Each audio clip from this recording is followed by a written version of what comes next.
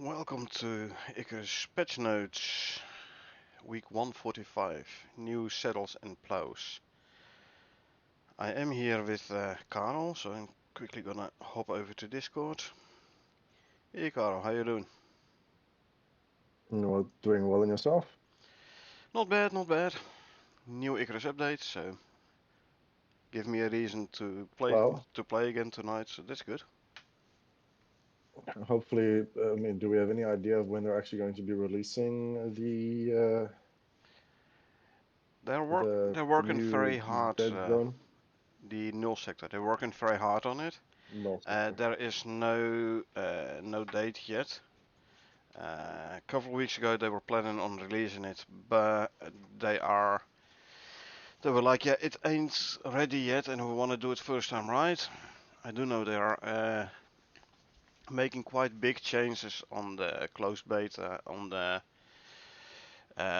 missions there, and how they work, and extra mission steps, etc., etc.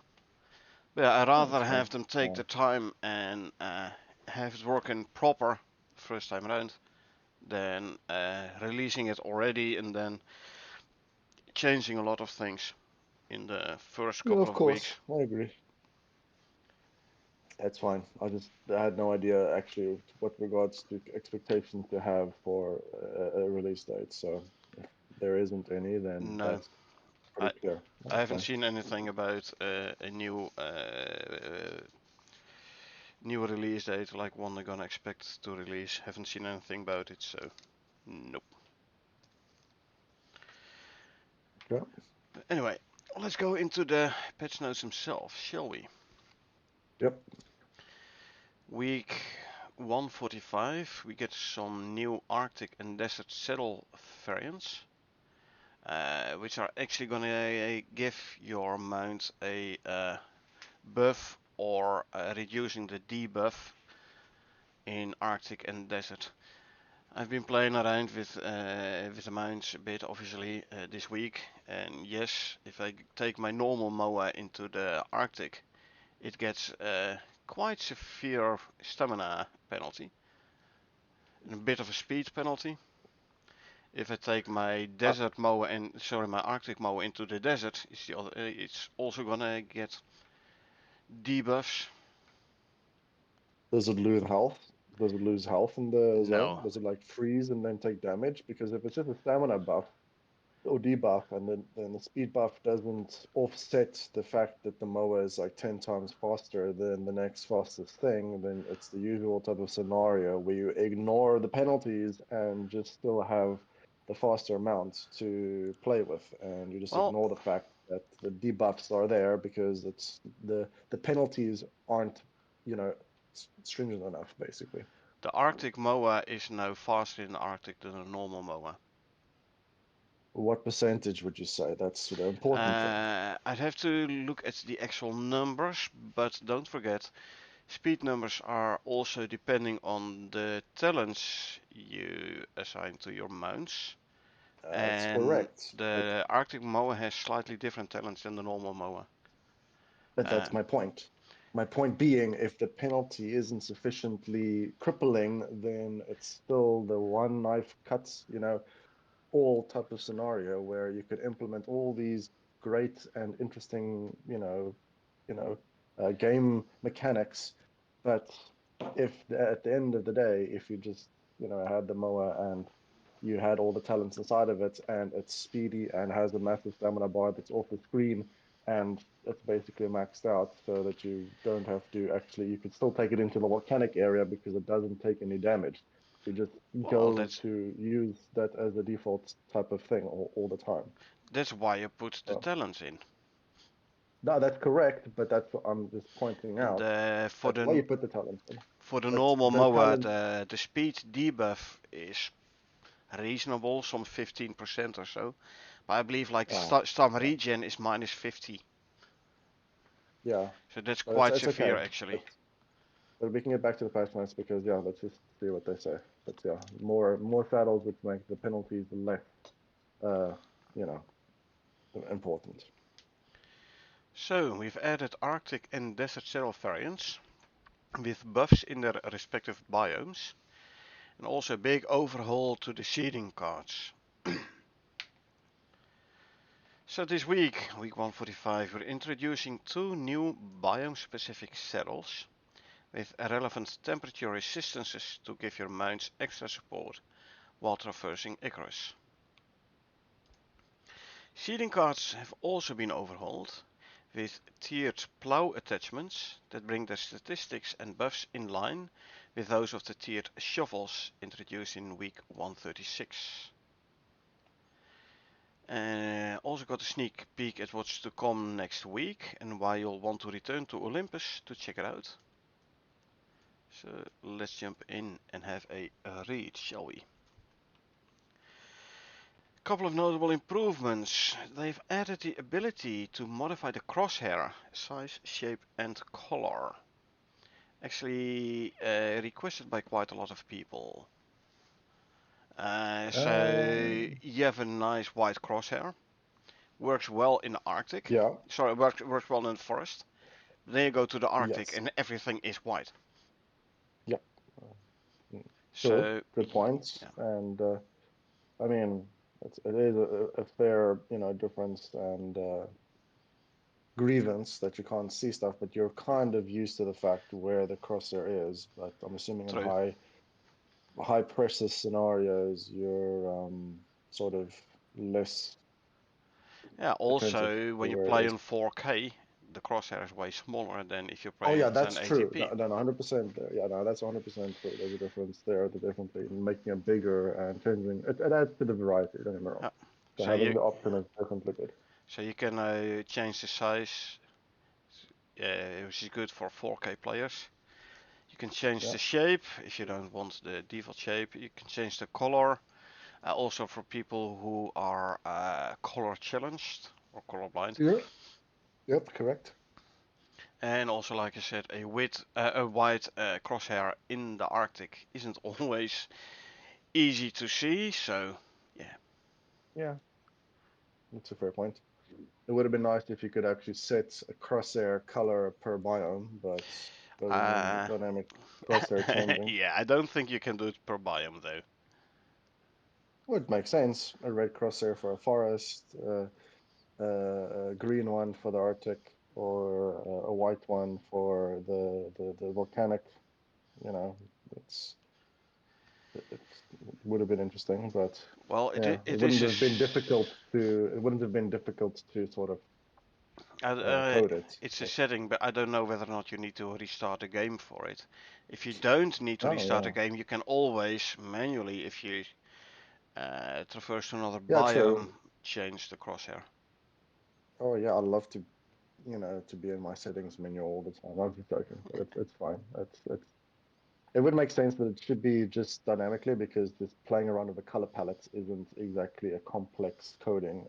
But it is. It's a nice option. Good on them to make improvements. Exactly. No, after last week's patch, there was an issue where you could not throw any grenades no more. Also, not the dropship grenades.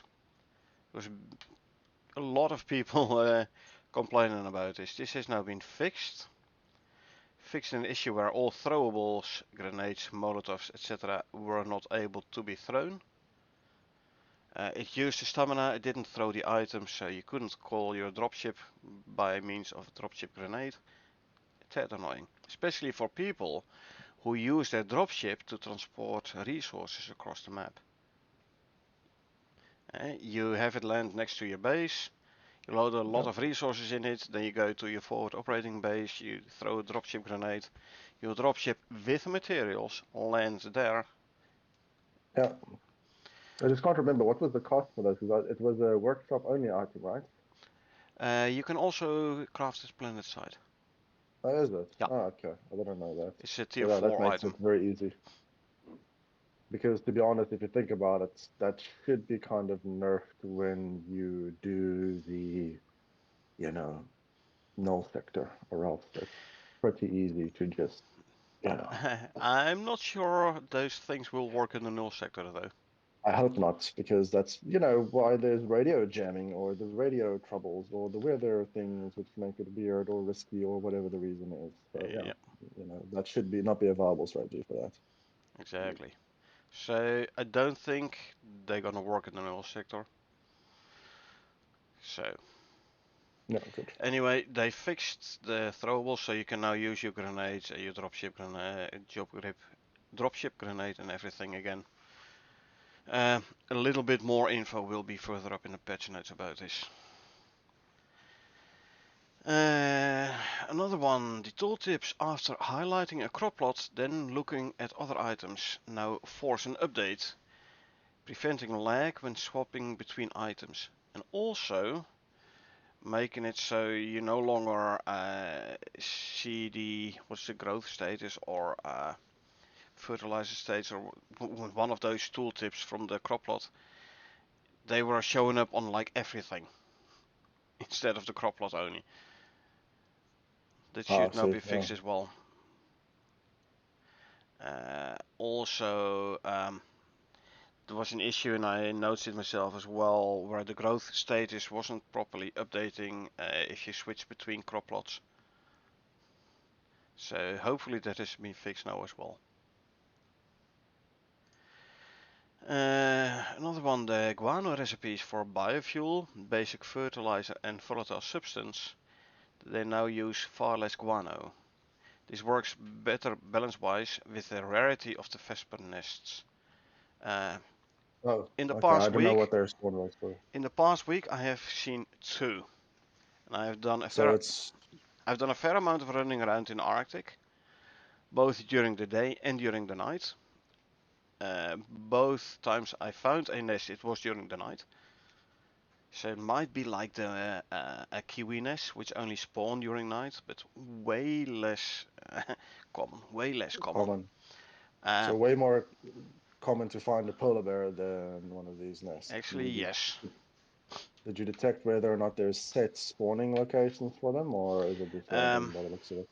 from what I understood, read between the lines, it's like the bee trees in the forest. There are certain locations where they can spawn, No, okay. but it's a chance percentage that they actually spawn. All right. Well, it's apparently rare, was they It is mentioned it, quite rare, so yes. So I'm I found guessing. two nests, and like if you kill a Arctic Vesper, you cannot get a trophy from that. You can only get it from the nest.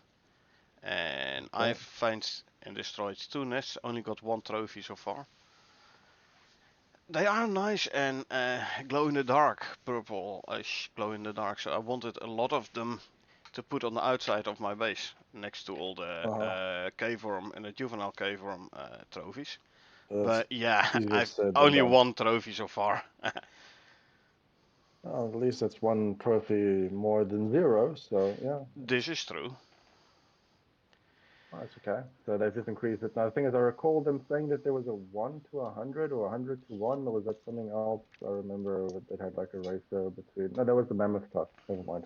Mammoth Carry on. tusk is Yeah. 400 crushed bone for one tusk, so 100 epoxy Yeah. for one tusk. Yeah, that was the thing. So that was the ratio. I can't Yeah. remember where it was or what it was. But anyway, carry on then. Also fixed being unable to upgrade buildings to steel roofing.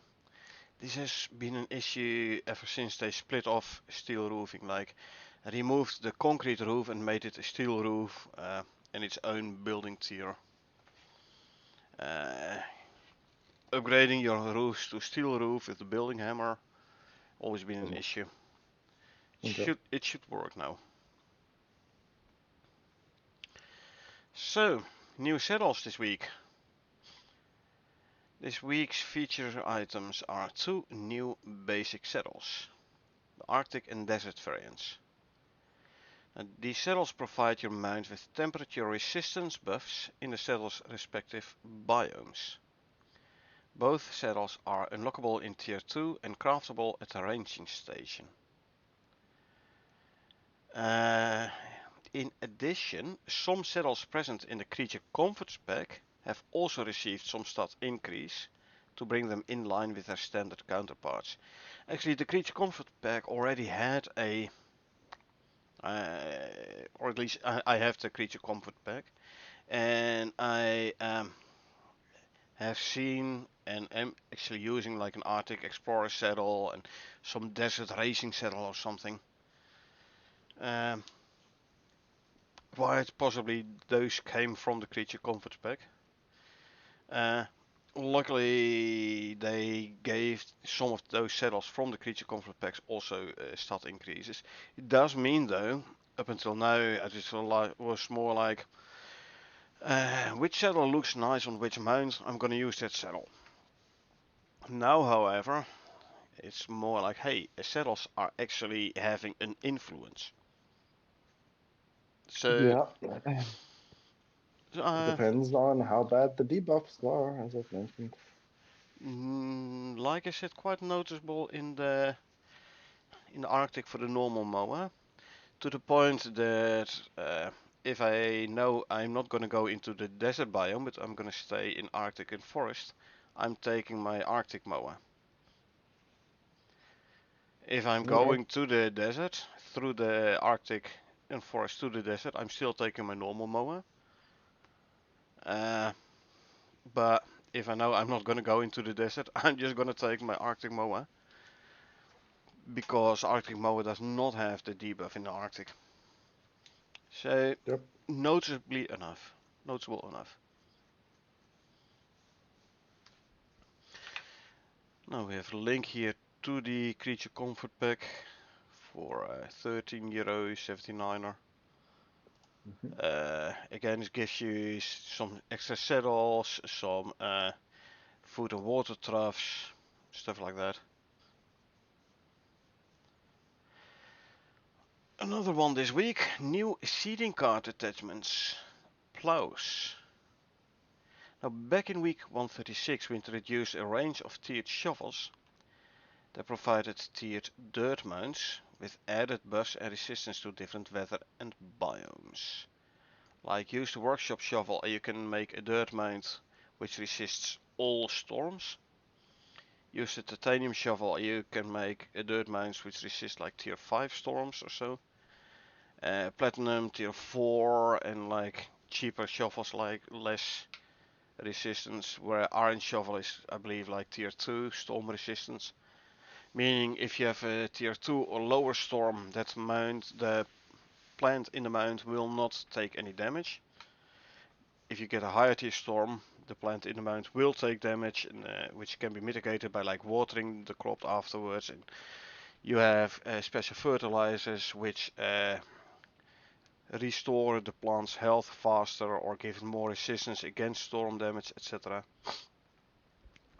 The seeding cards up until now was iron shovel level mounts.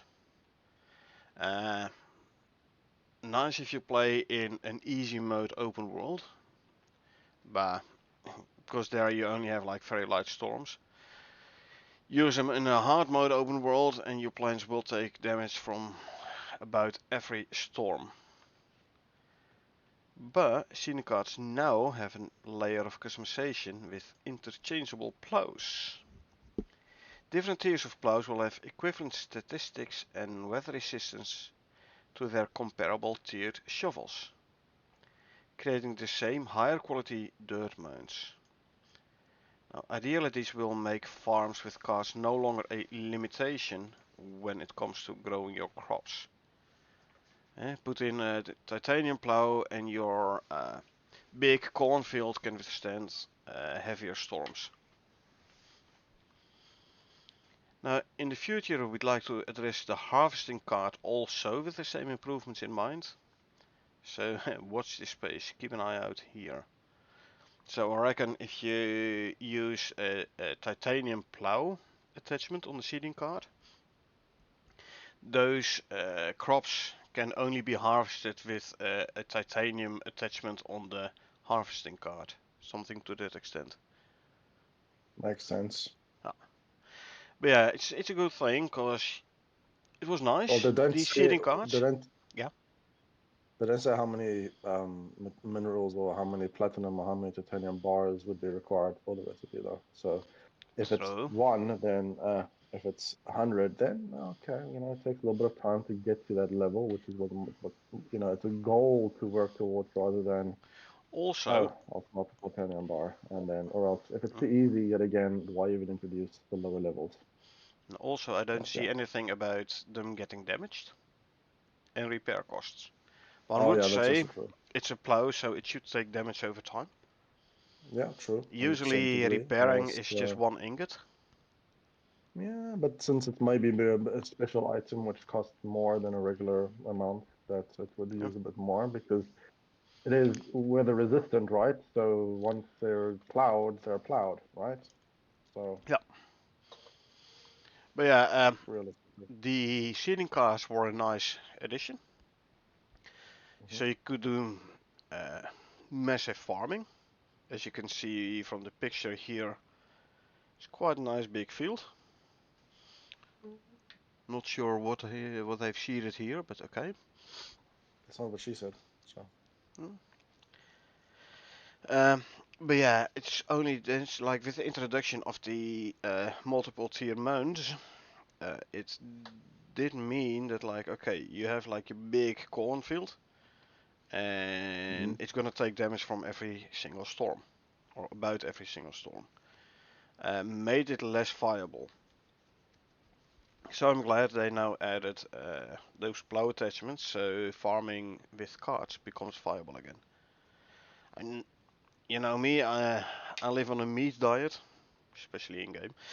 Um, Yeah, Also in real life, I don't really do green stuff, but I uh, know. so You do bread though. sometimes. So yeah, I don't grow a lot of crops in game either, but especially for the people who do grow crops, I mean, it's gonna be a if I nice remember addition. correctly, yeah, back in the day, having some early foods like cream cob and the what was the other one we were quite Charred flatbread carrots, flatbread. and but these types of things were pretty good and the food buffs, especially for maybe the longer bonuses, it might become prevalent again, but after the talent carnivorous diets thingy it's not really again I think a little bit of a rebalance on the buffs that are given for certain higher end foods, considering the effort required to actually craft them rather than just kill animal, eat animal, is yeah, There is a is positive. vegetarian counterpart of the carnivorous talent. Yeah, I Also one just for plant-based foods, extra buffs. it's just the fact that the path of least resistance shouldn't always be as rewarding as it is in Icarus, but True, true. that's But yeah, if you do like your food who requires a lot of uh, plant ingredients, oh which by the yeah, way in general do give nice buffs, I have to give you true. that. But if you eat a lot of those, then you are gonna need a lot of those veggies. So planting True, them but that's also the in part. So it's bulk like might be handy. yeah, no, but that's the thing. So it just I haven't played in a long time, so I'm talking out of my backside here. But looking at it, you have a limited amount of slots of stomach, so you would realistically want to make it as nice as possible, especially when planning for the zero sector. However, it's all about also how obtainable are certain resources, because if you can't, and the only way to actually get them is to, you know, have a very complex system in place. I mean, it's also a good achievement. If you had like my point is, if you had like an additional in-game talent buff for having like a well-balanced diet or something for 2 or 3 days, that you get some sort of smaller on top of it buff for being well fed. Like what Mm. game was there was a game that had something like that where if you stayed well fed for a time, that it would give you like a little bit of a buff uh, for gaining experience or something to that effect. There's multiple games that have similar systems, Yeah, I can't really name one which does but yeah, something to that extent. Like the Valheim where your food buff effect decreases uh, after you take the food. So when you've just eaten the food, you have like the full buff, but it decreases over time until it reaches zero, and then eat something anew. Mm. But either way, it doesn't matter. So it's That's all good. different. It's What else do we have? that's Arc, fine.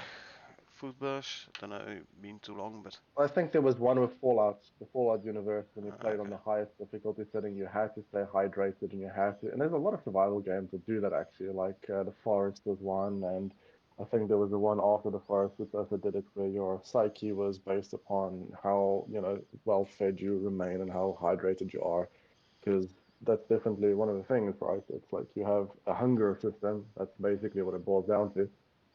But then not only just purely, oh, it is food, I eat food.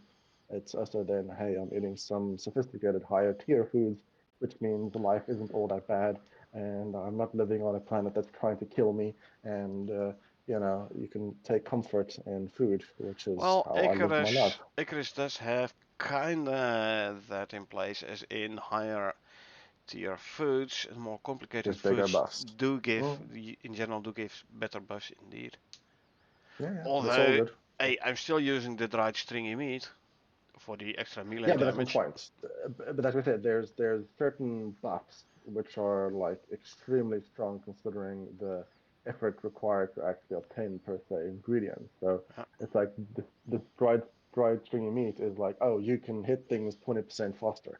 So that's a flat out buff to throwing, to mining, to damaging, to knives, uh, to everything, Now and there all you is need uh, is there is a more elaborate food which gives at least a similar buff, maybe even slightly better, but usually I'm too lazy to actually make those foods. Well, you see, there's the thing. So if there was a food version which took like, the caviar of a fish trout in the Himalayas and combine it with monkey scat obtained in the tree in the swamp, then yes, you get 25% buff. But that's the point. It's like the rarity of those materials and the effort required to obtain per se material versus the 5% difference ain't worth it if you just go feed a hyena and then, oh, here's 10 stacks and I can go dry it out in Exactly. like a minute. And then that's the point. There is this sort of weird balance you have to sort of get to because you don't want to give a buff of like 100%. So basically, I'm saying is nerf simple food. No simple food, That's no thank you. I mean, the other yeah, one, that's it's more effort to make. The stack size is smaller, spoil time is faster. yes, but that's my It point. And the doesn't buff beat, for might me, be a it little doesn't bit beat stronger. the dried stringy. No, it doesn't, but that's my point. That is the problem that I'm indicating. That is the problem. It is the simple makes do, and it makes do to the degree where it's the same thing I just talked about the mounts.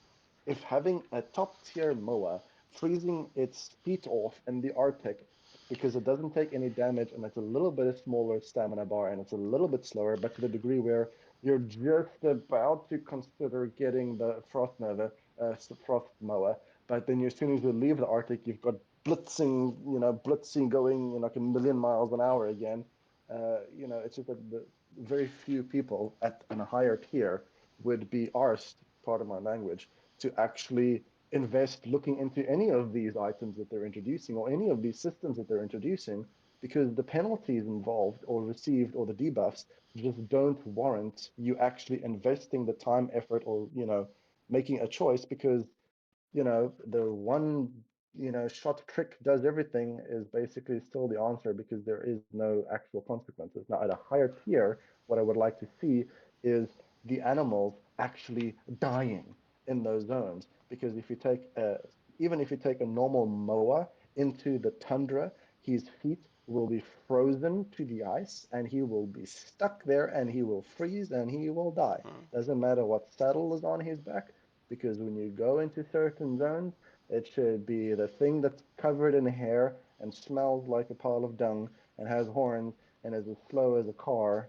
compared to a Ferrari or a train is basically the only option or one of the only options because you could maybe take the weird horse thing with a talent, with this, with the food, with the saddle, and then that will get the trick done and therefore be faster. So you still have this intricate system, which is the system that they've implemented, but the with the intent of using these higher tiered or rarer resources to kind of make it mitigated to make the this so that you gain the benefits and you feel rewarded for going through all those things. And that's the thing. So maybe I'm yet again I'm talking out my back end here, but if as long as the saddles and the foods and the comfort packs and whatever have you make it so that you get the bonuses that you're wanting, then that's great. But the flip side of the thing is that yeah, you Well, just end up it's with this one system where you have the one.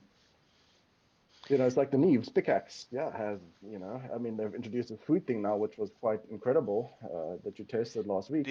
the So, melon lollipop. Yeah.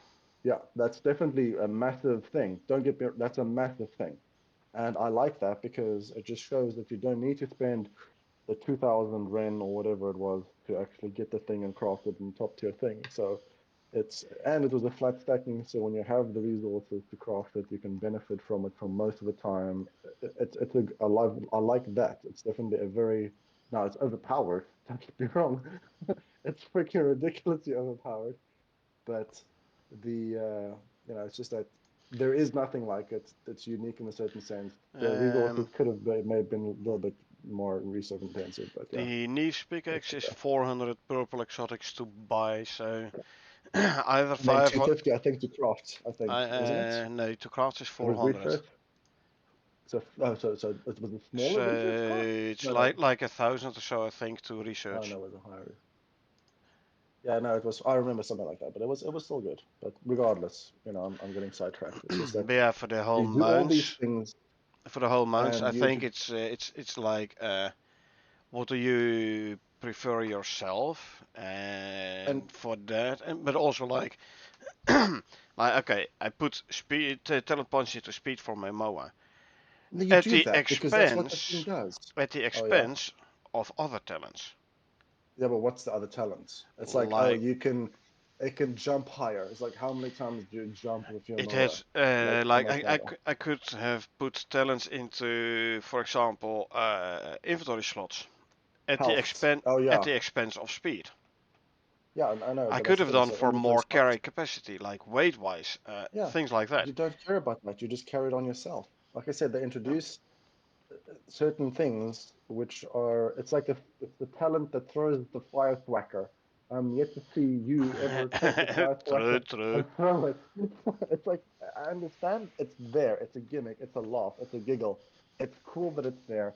The idea, there could be more behind it, and you see this in most games. It's like, obviously I'm asking way too much because it's it's not a perfect company, it's not a perfect game. It's in development, they're making it good and they're putting in the effort, which is amazing and great. It's definitely commendable because they do a lot more than most developers. To be honest, I've never seen a developer do this much towards a game.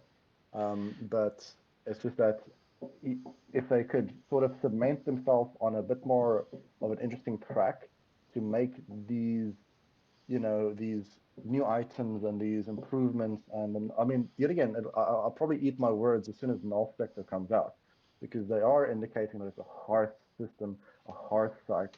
If they extrapolate or multiply the penalties significantly to the point where if you slip up, you're at serious risk of losing your character or losing your assets or losing your base or dying and having to because I'm not even sure if they've discussed the penalties of this dying, for example, because yeah, we aren't bothered about dying anymore because losing XP, yeah, what level are you at, like level 9,000? Actually, that has It's been changed a long time ago removed, I already. know, that's Now, I if you know. die, you don't get no penalty at all. Basically, I used to play a game called Eve Online, and Eve Online was a harsh game, and it was the learning curve of the game was extremely high, and if you didn't know what you were doing, you were going to lose the assets, and the assets are gone forever from the game. And that was one of the reasons that it attracted me to the game because it was that harsh game. It took a lot of time, a lot of thieving, and a lot of you know effort to get to a level that I got to. But then as they made things so dumbed down and simple, it killed what the game was. Hmm. And I understand that when we started playing the game, obviously that was way back when, and the game was, a much more limited system. But the And it the was the more new challenging as well at that point. that was the thing. So you see, it's like it scratched a certain itch Yep. that people wanted to have in that sort of sector because it was genre, space, fantasy, story, weird survival, hybrid, planet survival, eating, crafting, building, research, mining, system, and they've improved on that significantly. But at a Well, null certain sector time, will as bring some of that back. exactly, but that's my point. So hence I just had the statement, opening statement. I probably will eat these words, but it's just that fact that once you've had all of these changes over time, it's called power creep for a reason. Mm-hmm. That you do True, need to true. sort of take two steps back, reassess certain things, and it's like they're done with performance. Things have gotten affected because of certain design concepts.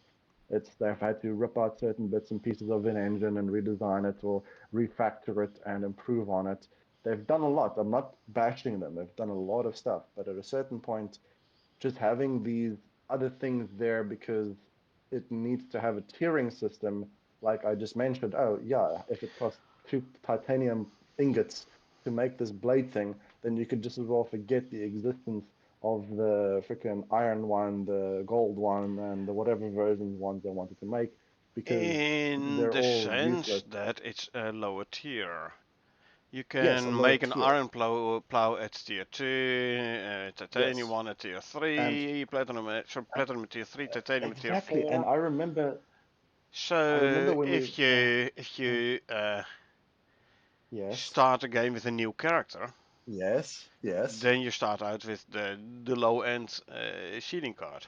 yes. Because when you run a mission, your number one goal is to go get a cow, train him, eat him, get to the point where you've actually tamed him, then feed him, then actually get a saddle for him, Yeah, and then tell but him it up, and then get the thing from, and get the seeding card from, and then get the thing from, and then do the planting so that you could actually harvest a certain material which you could just as well got picked on the bush just to your left, and then cook it because the mission is going to last, an X amount of time.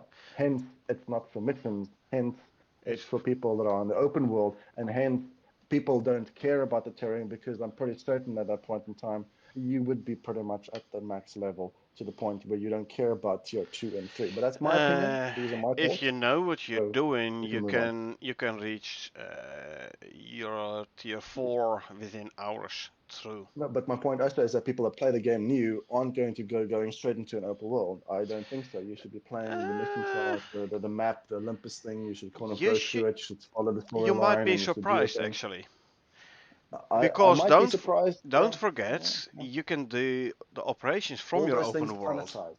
Yes, I am talking completely because this is what the game was back in the day. True, This is the thing that it true. was. This was the niche. This was the idea. This was the thing where you went down. You had to do things. You had a time crunch. You had the risk of losing a character because the idea was that there was a storm coming. You have 2 days to get your mission done, or else you'll die and you'll lose your character. Mm, So I understand that that's completely changed, but I've yet again veered off the track on my ramble. So yeah, it's just that it's it's good okay. that they've got this done, Yeah. but it's So to the point that I it's a just nice yeah quality of yeah. life. Let's put it that way. Nice quality of life. So let us continue, right? Coming soon, Yeah, null sector. Now, as mentioned in previous weeks, null sector, the free Prometheus expansion, will include new operations, a new exploration mechanic, new mutated creatures, and one new giant creature. I've seen screenshots and I think giant doesn't do it justice. It's uh, ginormous. yeah. I think by the photo that we saw about it in the background is that yeah, Yeah, this thing was pretty big. Yeah, yep.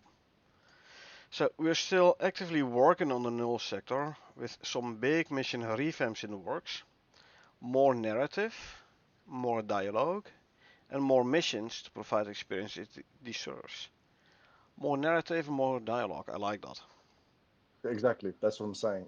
It's back Story to driven. a quest. Exactly, it's back to a story-driven thing, which is yet again staying in one place and yeah, it's good. Now this region is not for the faint of heart. All the adjustments and differences are geared towards this being a hardcore survival challenge. So make sure you enter it prepared. Or enter it unprepared and die and have to do it again. Uh, Yeah, it's and yes, that's correct. But I would imagine to the degree where if you died, you obviously respawn then, just where you respawn back in base, go great, so you go again. And then, oh, any items you had on you were eaten or turned to dust because, you know, weird animals exist over there. Oh, dang, I had to lose all my resources. I had to prepare all over again. Yeah, the thing is, Oh, I'll just leave a trail of dead bodies and then eventually I'll get there. And then guess what? I actually have dead bodies on the way there. So those are semi-storage units because they don't decay. So I'll just true. leave the pouch there and Although I then don't know fine. what happens if you return to character select with death bags still in game. Will they come back next time you load the prospect? Hopefully not. Hopefully But not. the thing is, like for a lot of people, they gonna object to the fact that they might lose workshop items. Tough. That's the I'm risk. like planet crafted items. If you lose them, so be Oh, it. I have an it open doesn't world matter. with a lot of resources, so I can remake it all. Just cost me a little time. That's all. I I feel there have should be enough a currency to feel the same about workshop items. Tough luck, yeah, I'll just buy it anew. However, um, risk there are and reward. people who are like, uh, get the workshop gear, can barely afford it, think they're invincible, go in, Yeah, die, and then lose it. Yeah. and then if they permanently lose the stuff, they're Yep. gonna throw a fit. That's fine. People can throw fits because guess what? In the whole description I gave you about EVE Online, the simple rule of thumb was if you can't afford to lose it, don't fly it. Which True. was a simple rule, which means if you can't afford to lose the item, don't take it with you into the zone. It's just going to make it more, even harder, but therefore make a very like a calculated decision. It's like, yeah, what do I Yes. really need to take with? Do I really You need to take the entirety of my whole purple stack? Or do I just take the canteen, a backpack? Oh, let me go now take a look you and see how think bad it about it is. that way. I might think Yeah. about it that way, but there are a lot of people YOLO. who think differently. Like I said, Yes. they buy the workshop stuff, think they're all of Yep. a sudden that they're invincible. I want Then no, when they yes. realize they're not, Yep. they are going to be very upset Yep. when they I think actually it should be. lose the workshop stuff, and they're like, Yeah. Now it depends on how it's lost, but my idea would be is that the fact would be is that if you enter this zone, there should be like a warning message from whoever the person is saying that due to the anomalies present in the sector that you are entering, no automatic retrieval would be possible at this location. Any items you take with, including well, not like don't break the third wall. So just say anything you have on your person going in are, not recoverable, but it's basically to the degree, but you will just, make it so that it's a bit lore friendly, just saying that, yeah, if you take stuff in there, expect that it's not coming out if you lose it. And the only thing there is that, if you've gone in, you've built a little shelter, you've put a chest in there, and you've just tucked in, your items, and then you're on the outside and go die, and then, go back in, the items in the chests and stuff like that should be safe, but it should almost be like I mean, if you think about it, me and you going, because maybe I'll have my PC by the time that this thing is released. Um, if we went in and I had revived you within a certain time or something like that, that it would be fine. But or else, it would be at the risk of getting lost, kind of stuff. So you would hmm, really have to play very cautiously, kind of stuff, like you're in an acidic environment of some sort, or I don't know, and then your spacesuits without I don't know, with some sort of. It will be difficult to make it law friendly, but I would appreciate the constant threat that you are. Now, the thing is, there is that there has to be a reward for it. I mean, just doing the missions in there, and then you, being able to, for example, get followers that would actually be able to follow you out of the sector, and then actually have companions which can help you with missions or help you garden. Just go do gardening because they're NPCs, kind of stuff. That would be freaking awesome. That would be a good ass mhm. reward to go into that sector, take the risk to go fetch. NPCs that you can bring back to your base. They will actually Uh, live with you and then like do like gather resources for you. Already That'll be purely pretty the cool. fact that you managed to get in, complete the mission, and get out alive, the accomplishment, sense of accomplishment, for me would I be like enough already.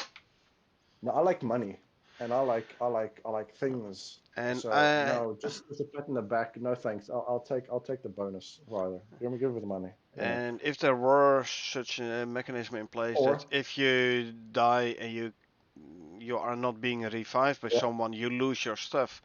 I no, wouldn't necessarily be opposed to such an idea, yeah, but that's no, because I know the game. I know how no. to Of play course, the no. But game in general. so But here was there one of will my be a other. lot of people who are not going to Yeah. be happy with that. Hey, And they've said it. There's a warning on it, and that is the only thing. But one of the ideas for the reward system was coupled to an idea that I had ages ago, which was you actually had to start building loyalty points with the actual factions in order to maybe get some rare thing unlocked. So maybe that's one of the things that will happen in this new Zero Zone you can thing. always Like, oh, put these ideas in future upvote. no, no, nope. I want my double freaking fireplace thing before I ever put anything ever again into any freaking thing. So unless they're beginning to make the fire pit with a double Q, I'm not interested in putting any of my ideas anywhere. It's like, I mean, besides, this is the rambling of a crazy person because, yeah, apparently I hate everything because I want life to suck in game. But no, it's just this is a very risky zone. There will be missions. It will be tough.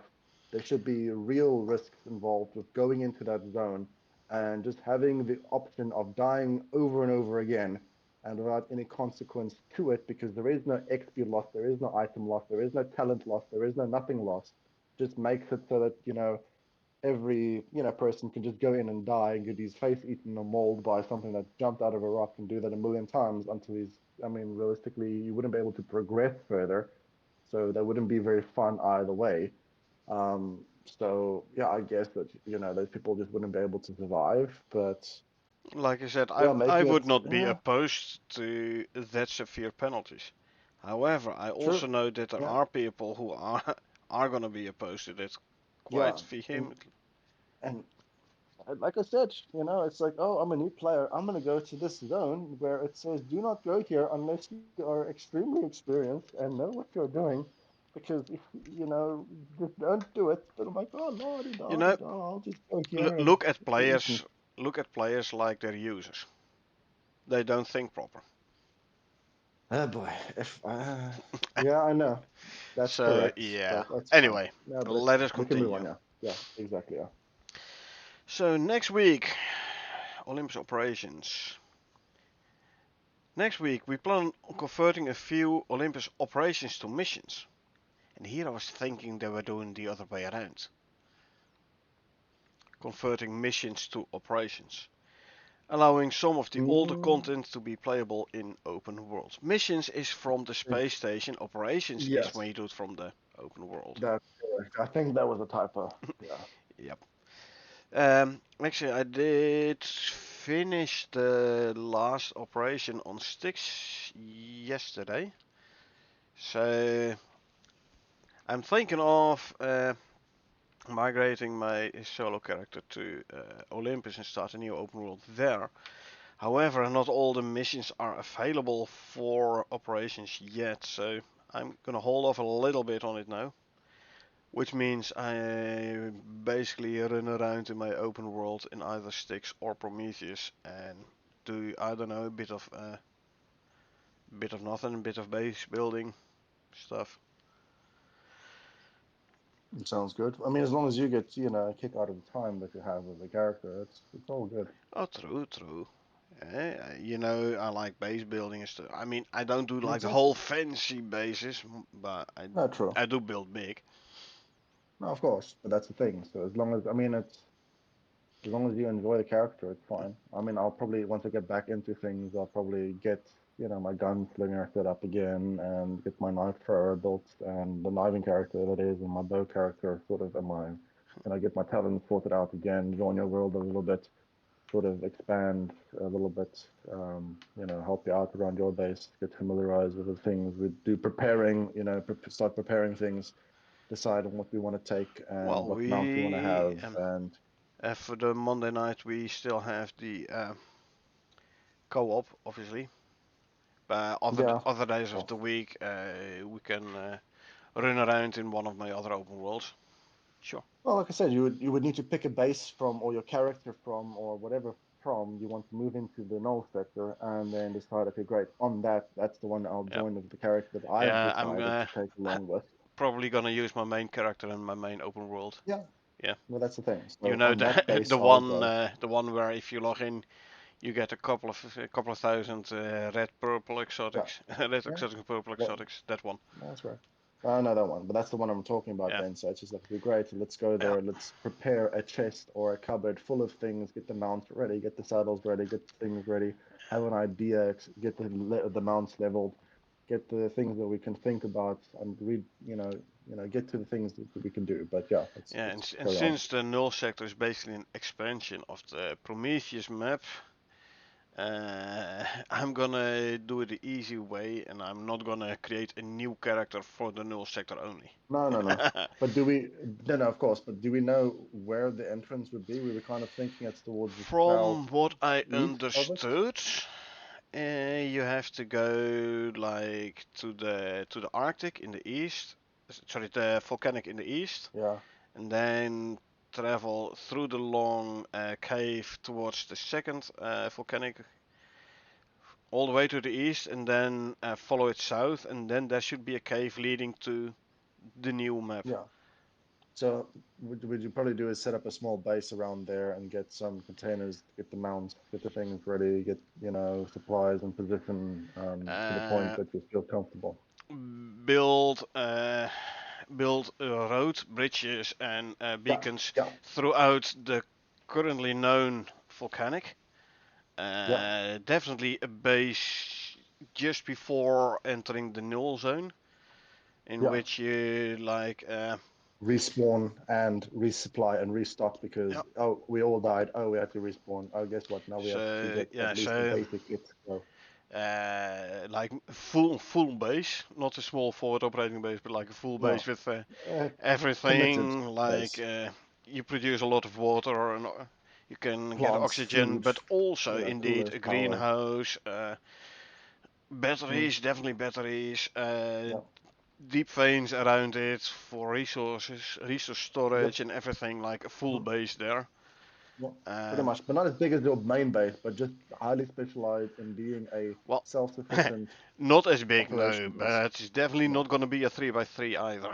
no, no, at the very It's least, going to no, be a no, no. But proper sized base with like proper equipment in it and everything. it would be very specialized. It's not lower tier items. It's only top tier benches and chests and things like that to make sure that we're ready. We have good stock supplies, and then heading in True, there with tons of arrows and ammunition. Well, actually, but ammunition probably. I don't. Usually I discontinue my older benches and I like replace them with highest tier ones usually. And it's definitely that Mhm. one. I'm not gonna go with an anvil. No, it's gonna be a foundry. Not gonna go No, but with a that's my point. crafting bench or machining bench. No, it's gonna be a fabricator. Exactly. But No we would stone we furnace would or leave concrete. those. Electric one only. No, true, but we'll leave those in the base, Oh but yeah. we'll also have spare ones that we're taking into the sector. So there's Um, obviously depends on what we're we gonna don't. need in this sector actually. Yeah, but I would say that's the thing. So you have to have an idea, but I'm pretty sure you would need at least power.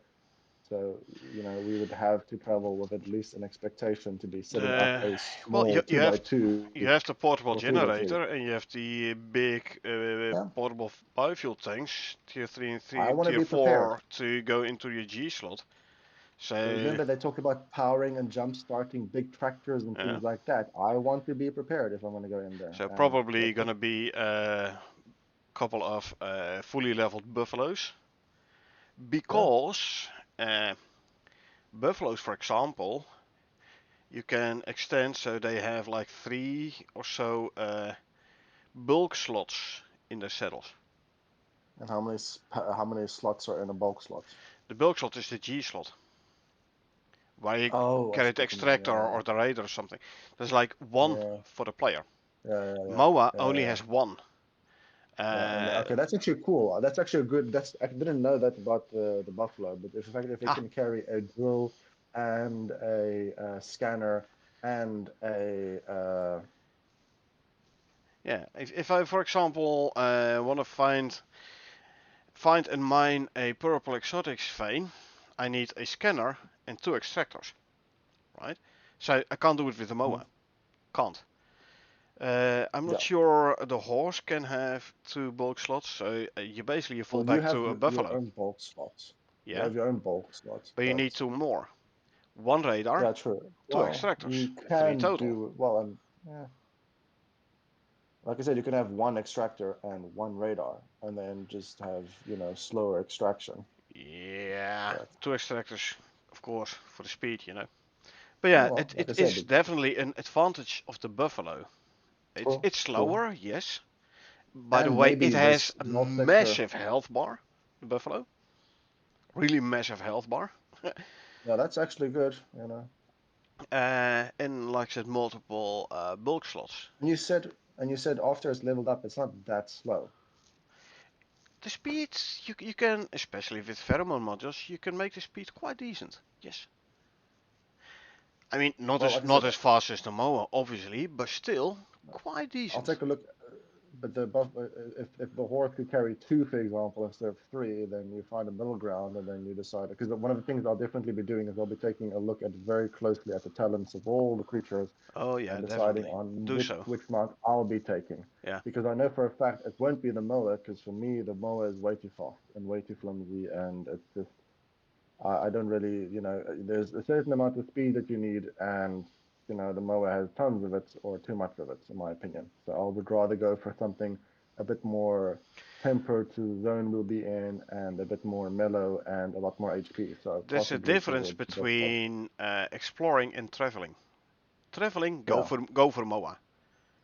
yeah, Exploring, you might be better off with a horse or a buffalo. Yeah, definitely. yeah. But I'll take a look at that. Yeah. And like on my Styx open world, solo open world, I have two buffaloes. One, I've done all the talents for pulling a cart. There is actually Hmm. talent for more speed when pulling a cart.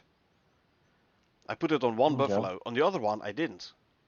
I have one who I trained up for pulling the cart, and I have one which I train up for like moving around and exploring and whatever.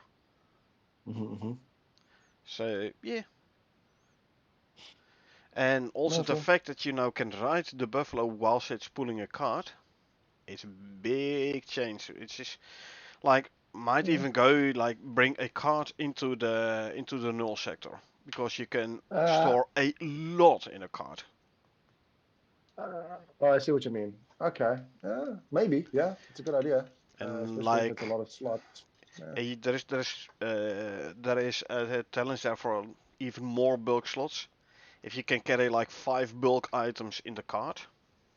Yeah, pretty cool. At least one of them, so that you could always just be like, okay, you take the mower, whichever version you would want, in order to quickly go fetch things or to do small zippy zappy kind of situations. And I would technically just do that on foot. But Oh yeah. Uh, and then if my mower has a base speed of 1100 and a sprint speed of uh, 2200, you think you're as mhm. fast on foot as I am on my mower? Oh yeah, no, of course, that's exactly what I said. That's exactly what I said. No, that's not what I said. So yeah, like I said, But at yeah, least having a variation of it, because you don't ah, both need to have buffaloes, or you don't both need to have mowers. true, You can be like, oh, I'll take the buffalo, you take the mower, and then we just, true. But go yeah, into the if zone and see what we do. like if you go into the null zone, you bring a big barrel of biofuel, a big barrel of water. That's 2 bulk slots already. Yeah, You wanna carry a shield? Sorry, it goes into the bulk slot. yeah, So I know. yeah, having a buffalo with cart with like 5 or so bulk slots is definitely gonna be Yeah, handy. and it's pretty easy. you can be the scout on the mower or on the horse or just on foot. I don't know how would you say the buffalo is still faster than on foot with the cart, or would it be slower because of it? I would have to look at the numbers. Because that's not too bad of an idea. Because I wouldn't want to zip through the zone anyway. I would want to take my time and enjoy looking at the new zone, exploring it, looking around. Oh, here's a bush. Oh, there's a tree. Oh, here's the thing that wants to eat my face. You know, kind of situation. But we can probably quickly get to the changelog and go through that. Yep. So, new content. Enables the plow attachment requirements for the harvesting cart. For the harvest cart is for the seeding cart. Anyway, so yeah, we talked about the new plows already.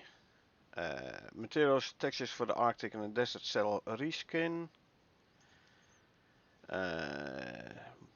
User interface settings for the crosshair modification. 7 additional colors and 10 additional styles. Also added drop shadow to all the crosshair elements to help in case of a crosshair color closely matches the background. So if you choose white, it still be better visible in the Arctic. The basic desert and Arctic saddles again added.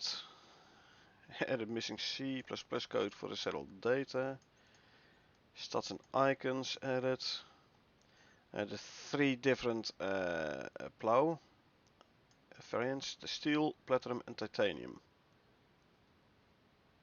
The seat in cart attachments. Plow icons themselves are added and set it up. Fixed bug where the various plow attachments weren't applying the correct modifier on created dirt mounts. This was discovered in experimental. I've seen the post about it. Updated images for various plow modifier states to match new icons. Immersion. Dirt mount modifications table is no longer exclusively for use by shovels, now also usable by the carts. Takes a tag query to match against applicable items. Fix DNT seeding cart plow alterations. Okay. Added unique plow attachment destroyed. Audio event and to blueprints, so they can be destroyed. Maybe they actually do take damage whilst you use them. Makes sense. Fix bug where the player could activate a seed card without a plow attached. This does, for me, this means you now need a plow attachment to the seed card, otherwise you can't use it. Kinda makes sense. Fix seed card active modifier not being removed correctly if plow was removed whilst card was active. Why don't you try such a thing? But okay. Try and glitch it so that you don't lose durability. Yeah, maybe, I don't know. Mm-hmm. Fix a bug where the seed card would consume dirt when stationary if activated without a plow attached. Yeah, if it doesn't make mounts, because you don't have a plow attachment, it should not use dirt either. Got to fix that. Switch using the new plow attachment icon. I'm definitely gonna test out the different plow variants. Obviously, I'll end up using the titanium one, but Do you think there will be a visual difference between them, or would you need to hover? you're definitely gonna see it on the mounts. Okay. The mounts that are being created. Because I haven't seen what they look like, so I don't know if if the iron shovels one looks different to the workshop crafted The one. mounts So look the same. that was my question. Yeah.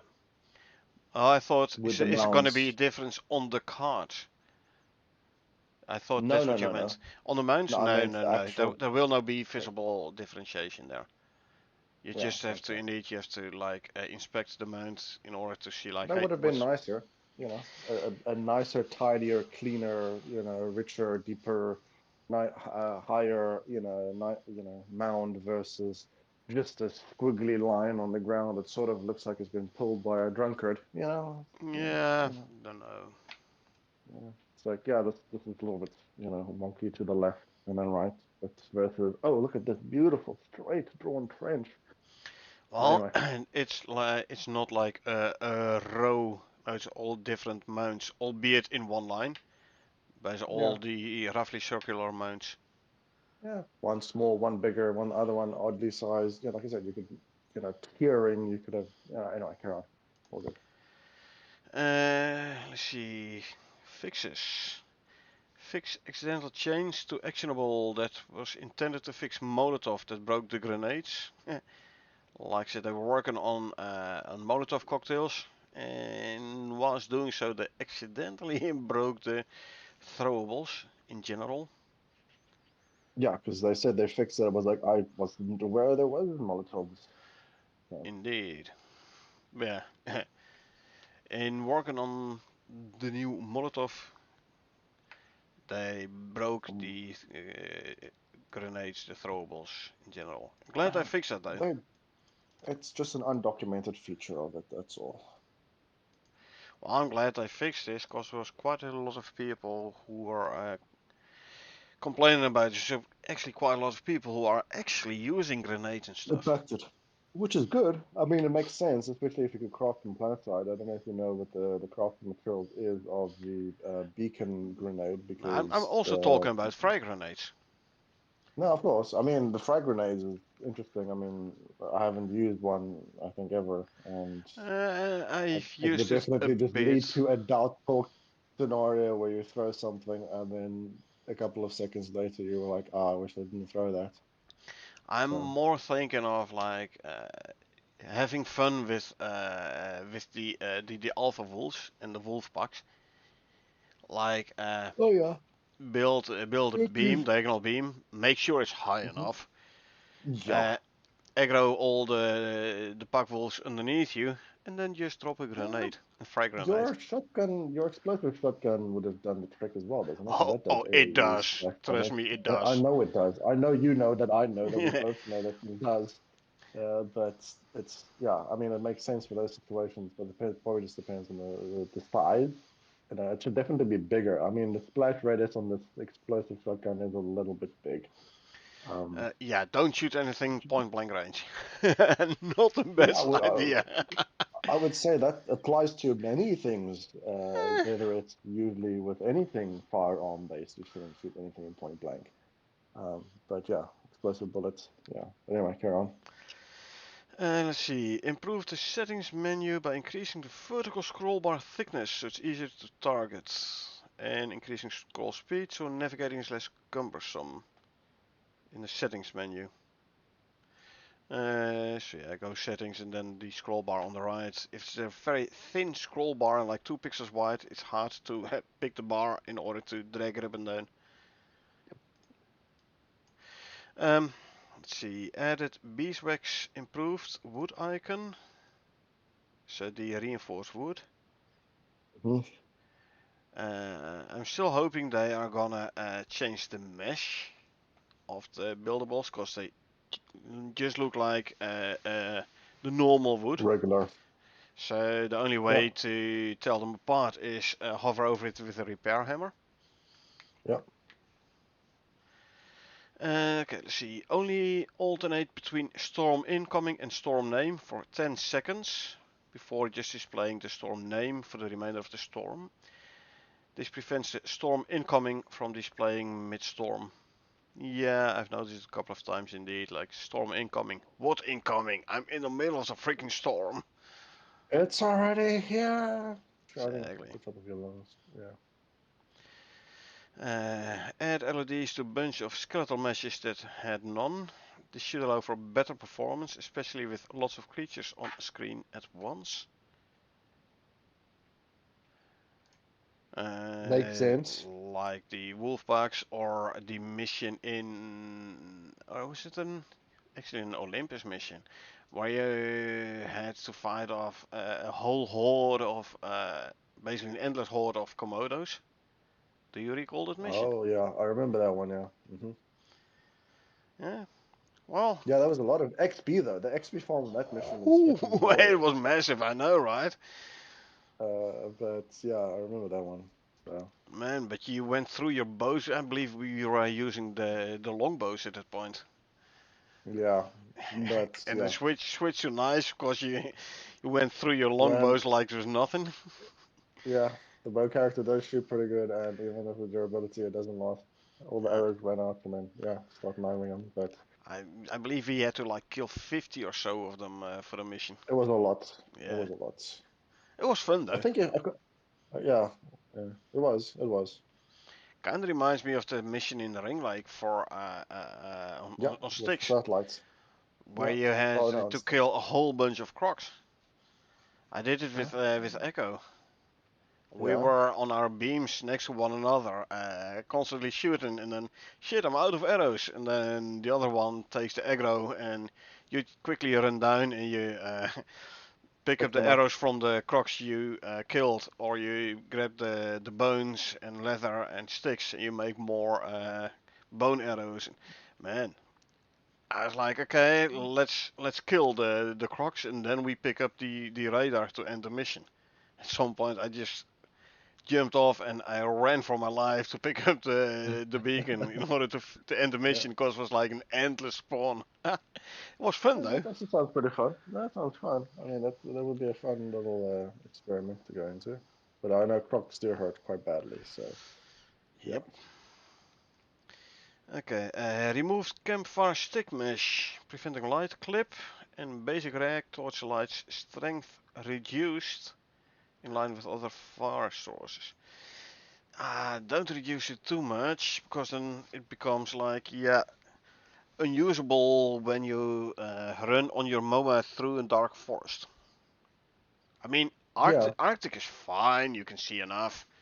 But as soon as you enter the forest, you're like, okay, shit, I can't see more than Oh, like you go. 3 feet in front of me anymore, and my MOA is running very fast, so I have to run from memory. Yeah, but you go run through a forest with nothing but a torch on your hip and see what's going to happen. You're not gonna go far or fast anywhere. So yet True, again, true. a practicality put into place. The You same thing have as you have a point there, yeah. I should and put it's the same put on thing. a flashlight or something. Well, yeah, exactly. So it's just the fact that if you think about this, the situations that we had going down in caves, if you played around with the light settings like way back when, it was as if you had no need for a torch at all because you could just see everything inside the cave if you messed around with your light settings. That did make it less enjoyable than having to be like, okay, did we True. miss a piece of rock somewhere? And it's like, oh yeah, here's a gold node because we're freaking blind because we didn't have torches, Oh type of yeah. stuff. If you're better equipped, you should have the benefits of it, I that type of mean, skill.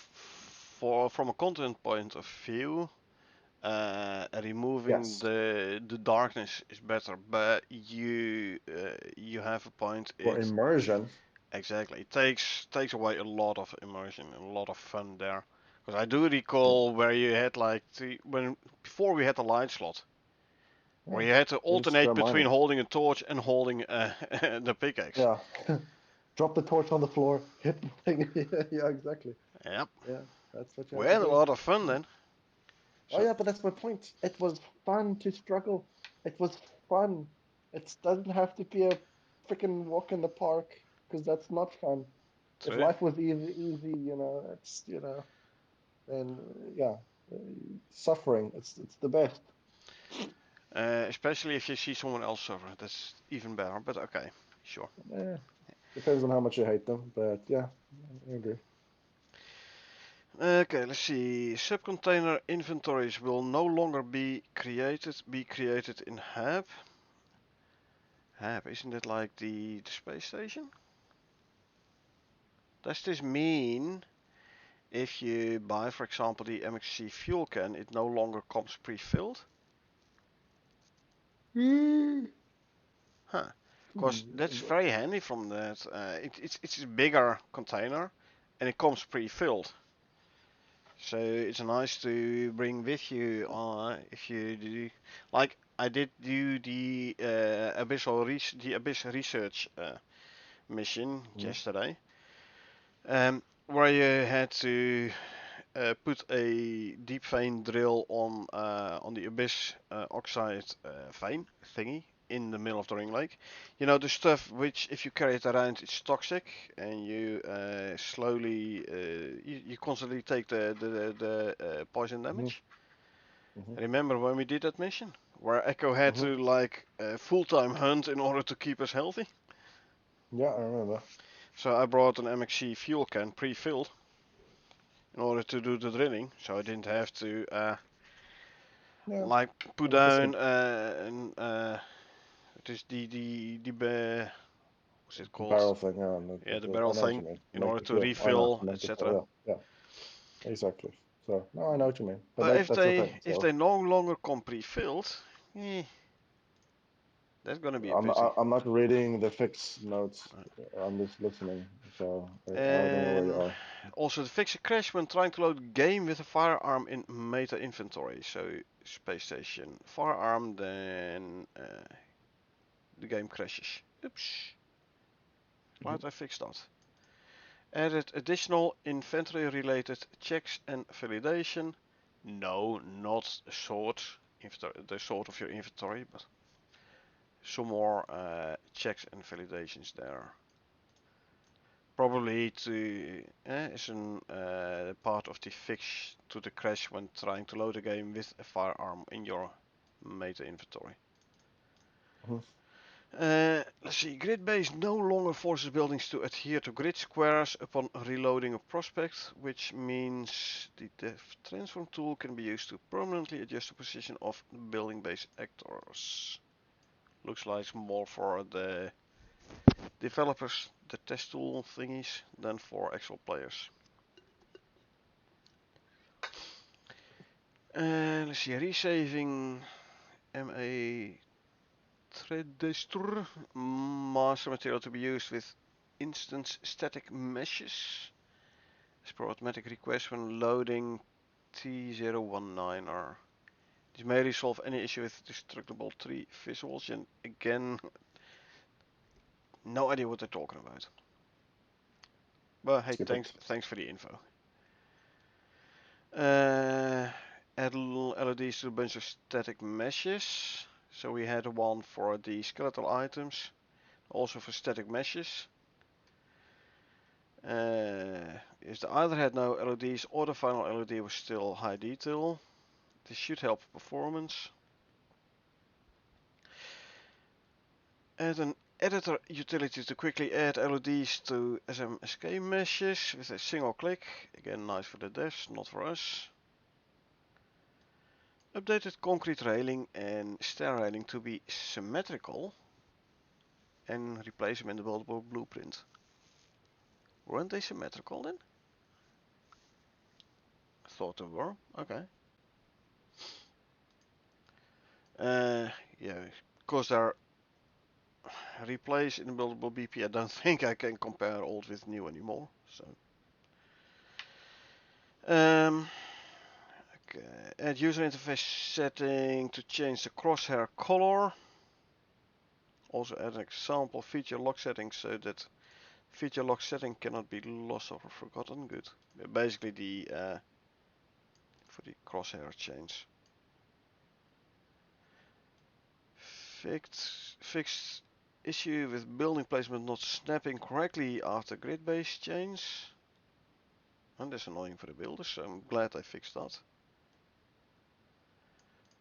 Removed negative scaling from all stair buildable railing sockets. Thank you there. Again, fix one more case where buildings weren't being snapped to world grid correctly. Adding new widgets for a new mission objective display to replace the old one. Currently it's at parity with the old. Okay. Change the color setting option from switch to combo for better readability. Okay, thank you. Add a temporary bed nest work in progress asset for design to start testing while waiting on the final art asset. Oh, they're gonna change the appearance of the bed nests. Okay. there's a bat nest, because yet again, the bats are not, well, the night fly thingies in the Arctic is one thing. I'm not sure if this bat nest is maybe flicking to the bats that they wanted to maybe bring out in caves. Maybe, but the Vespers, the bats, Arctic bats, do have the nests, and that's where you get the guano and the Yeah, vestige. So. yeah, okay. And this is a fix, so yeah, but it could also be a future development fix. But again, we don't really know. It's around. Yeah, temporary work in progress asset for the design. Anyway, we'll see. Change idle pose for third person on wood rec torches so they're held more correctly instead of horizontally. Visual change. Source files for the new crosshair content has been added as well. Change internal resource flow brownout modifier to use round to float instead of ceiling to float. Prevent issues where minuscule flow deficits were causing minus 10% crafting speed modifiers. Yeah, round it to the next one instead of like up it to the next whole number.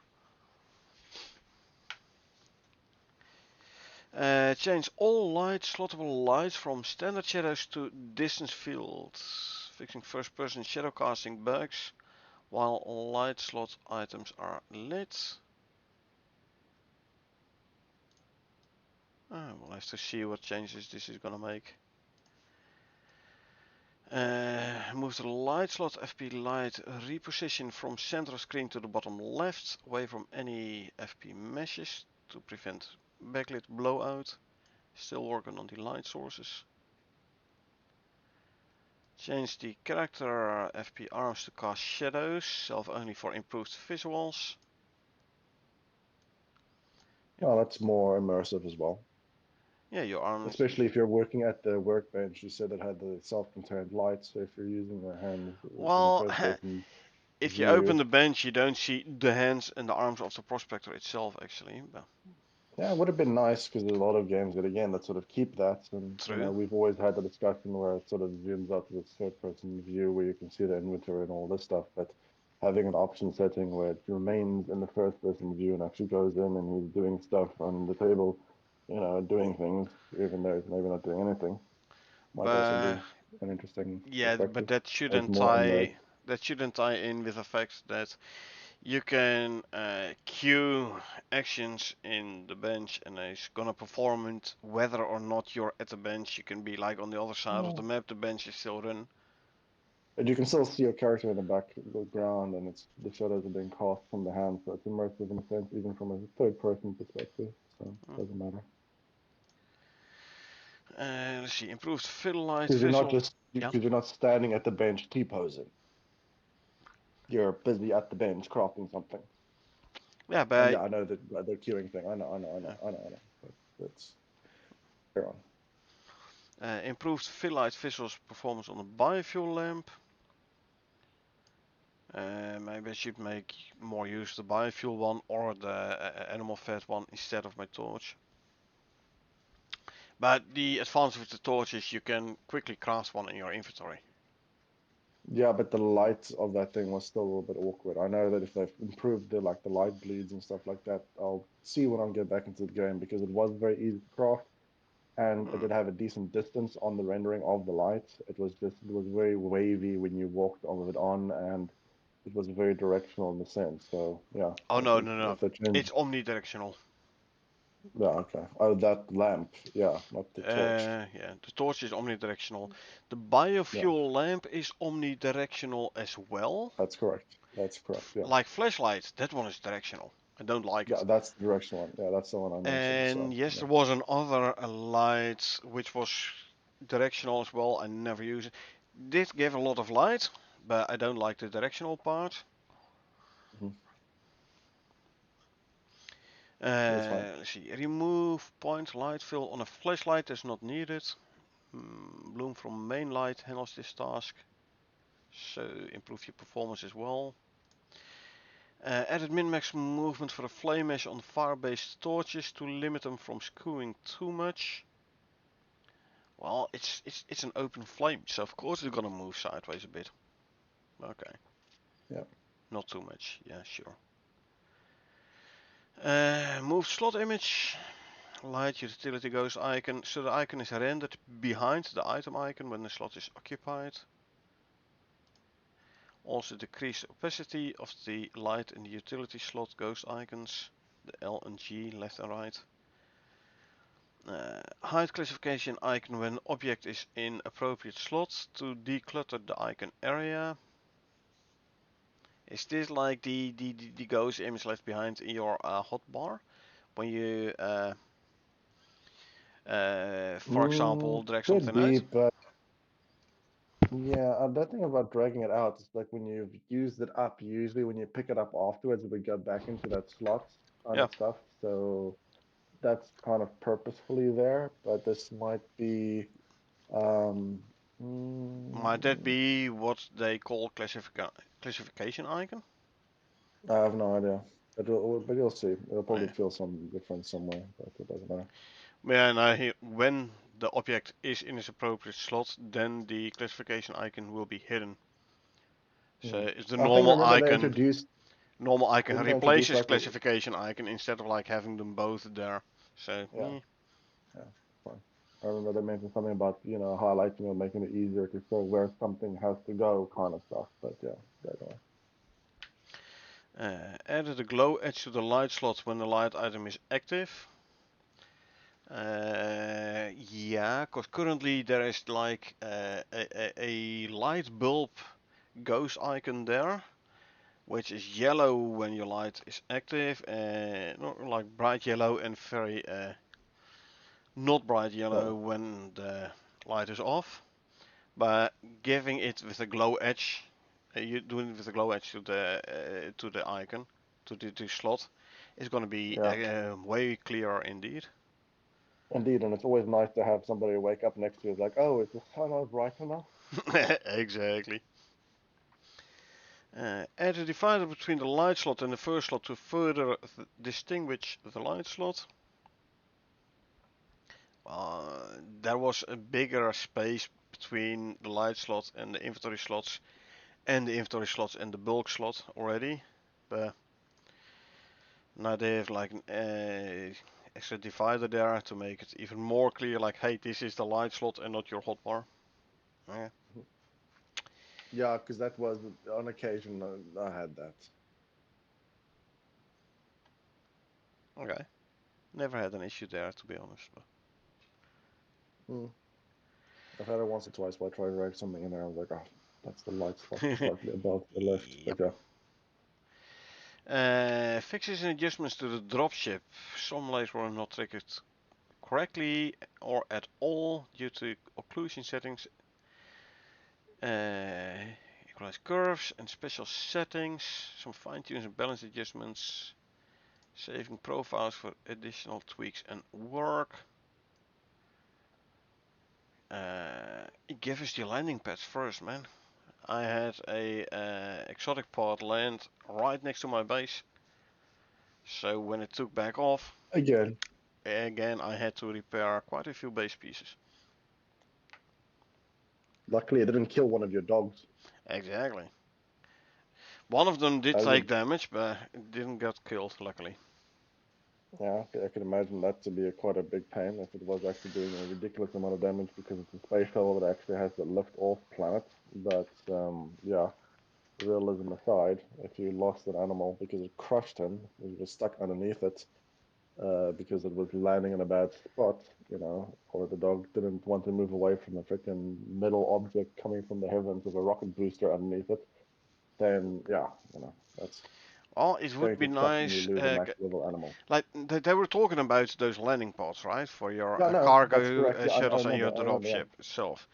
Would be nice having a if it had some designated kind area of for the dog. shielding around it, so it would prevent damage to nearby base pieces True. Well, and it's just animals. that you could just control where it lands, which is just over there, which is far enough from the things that I've built so it doesn't get damaged. So just land there and land there repeatedly rather than landing wherever True, luck but deems it to be landing. if you have made a courtyard and put all Yeah, nice foundations down there, so you have like around it. Yeah, nice yeah. flat courtyard. Mm. And then I puts a agree. landing pod on there, and every time something lands or takes off, it damages your foundations and floors. True. So I do think it should absorb the damage and the energy from the rockets, and therefore be designed for it. Probably have like a exhaust jet, hole beneath it or some design thing, so that it would, theoretically redirect the blast or Uh, the heat or the thrust to not damage the base pieces. So yeah, Also to could the work. side, so if one of your mounts wanders over and stands right relatively close to it, it still won't get damaged. Well, mostly just don't go there, Billy. But Mm. yeah. Anyway, a fixed bug where creatures using the creature size plus percentage stat would be turned into bears. Creature size plus percentage stat? Which Mm, creatures are these? My mm. times? Can I finally ride a bear? That would be pretty cool. Oh yeah, it would. Or have a couple of bears guarding your base, like a couple of tamed bears. Would be fun. Mm. Yeah, I mean, I still haven't gotten to that part, but that would be pretty cool. Some final tweaks for the dropship descent and ascent. Adjustments to volumes over distance to make sure everything is audible at the correct distances. It should be louder when you're closer and softer when you're further away. So, yeah. I thought that was already there, but yeah.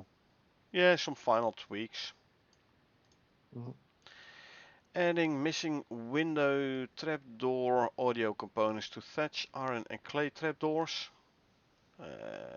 I've used aluminum and woods. Thatch one, been ages since I used the thatch trapdoor. Iron and the clay ones I never used actually, but apparently they had no audio when you were using those.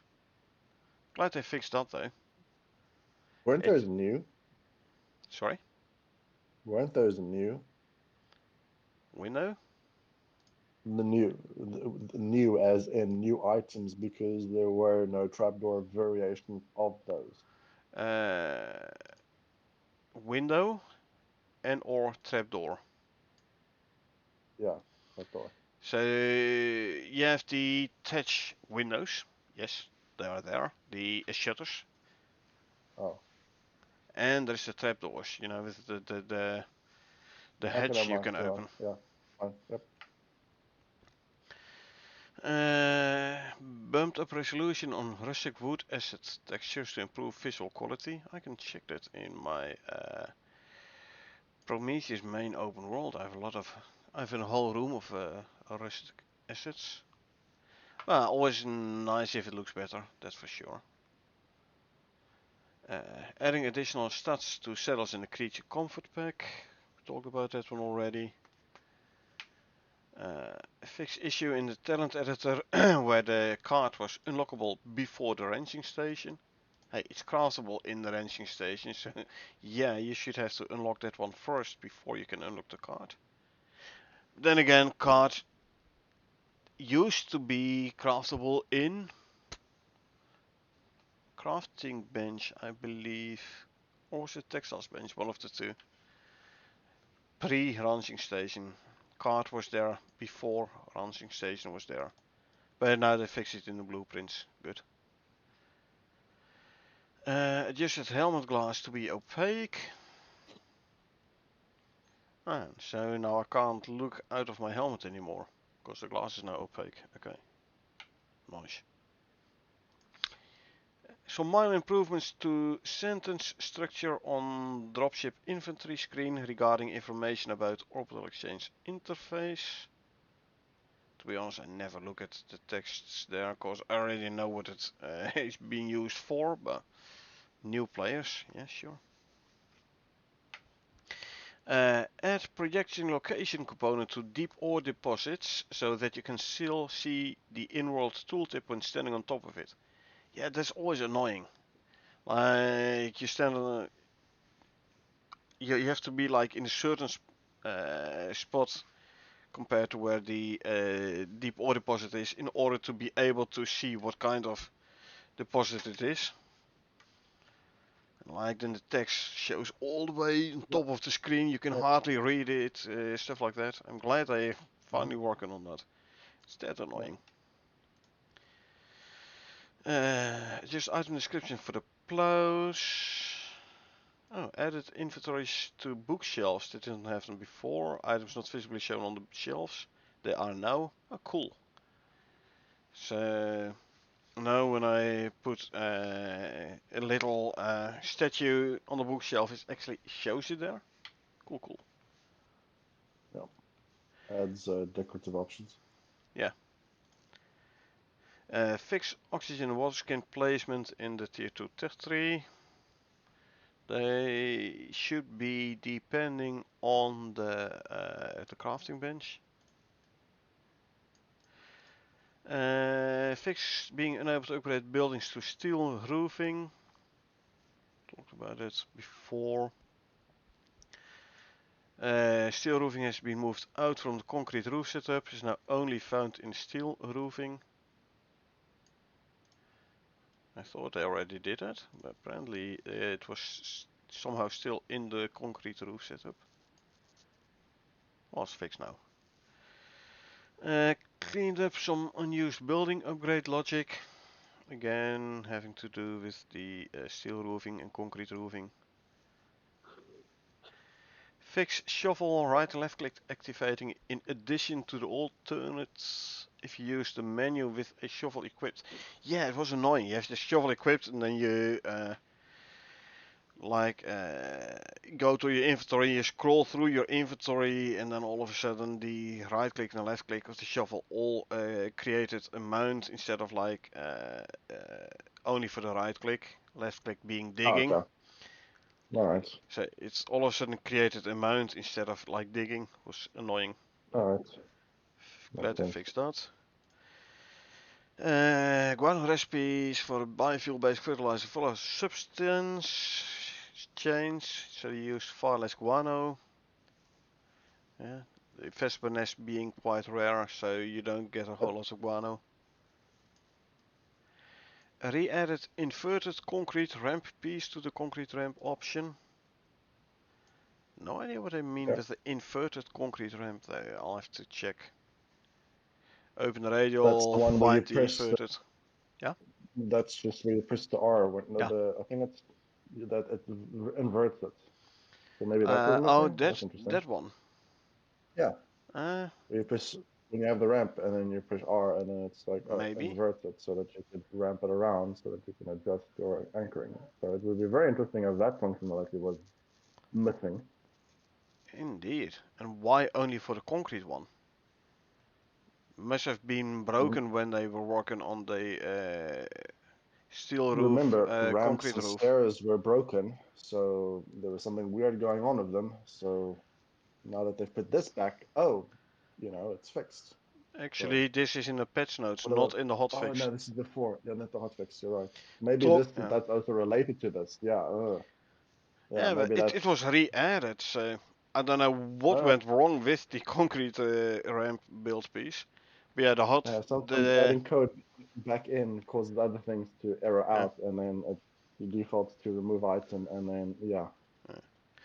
But yeah, we're talking about hotfix because there was yeah. an issue where all the concrete ramp pieces were like gone from all prospects because of something missing. That's why they did come out with a hotfix this It says morning.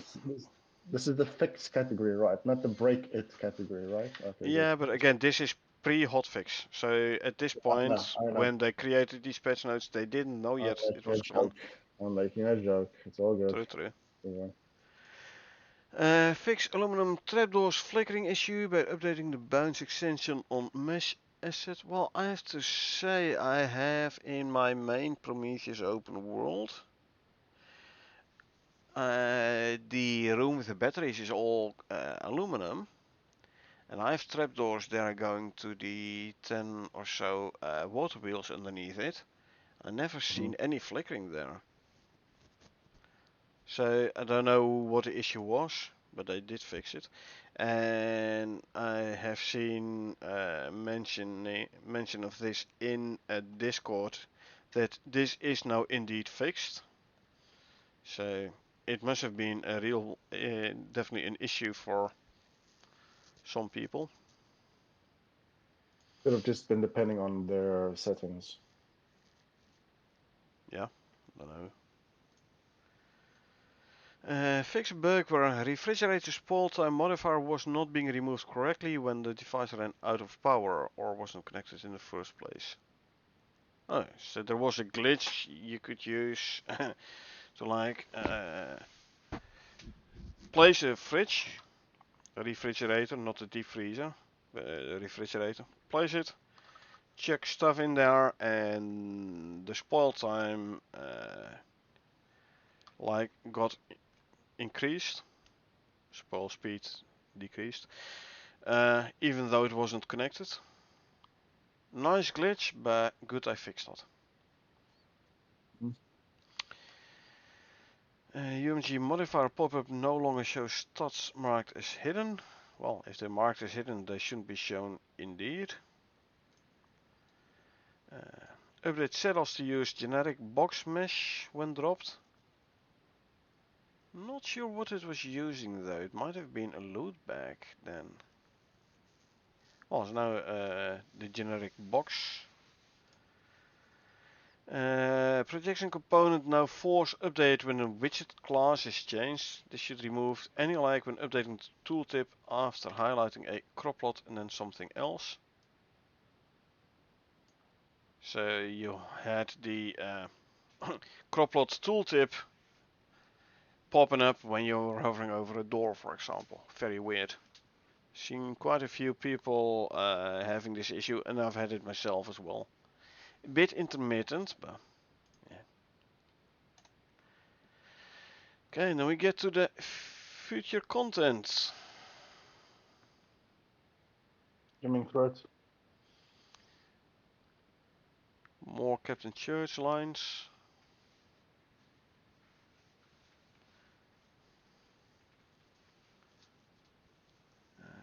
Let's see.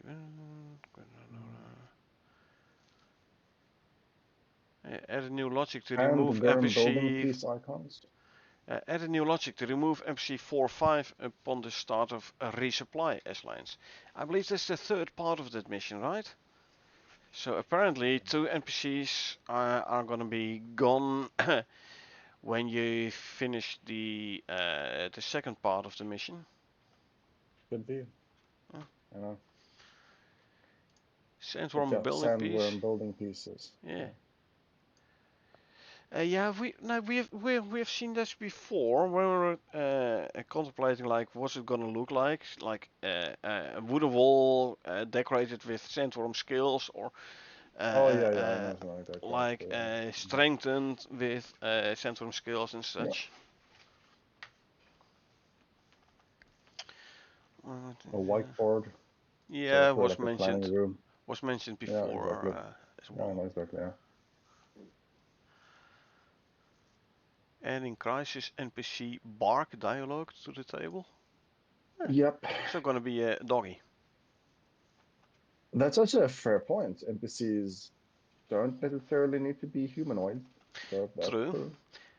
And don't forget you have like the dogs as pets. They're Yeah, basically true. NPCs. Yeah, that's fair.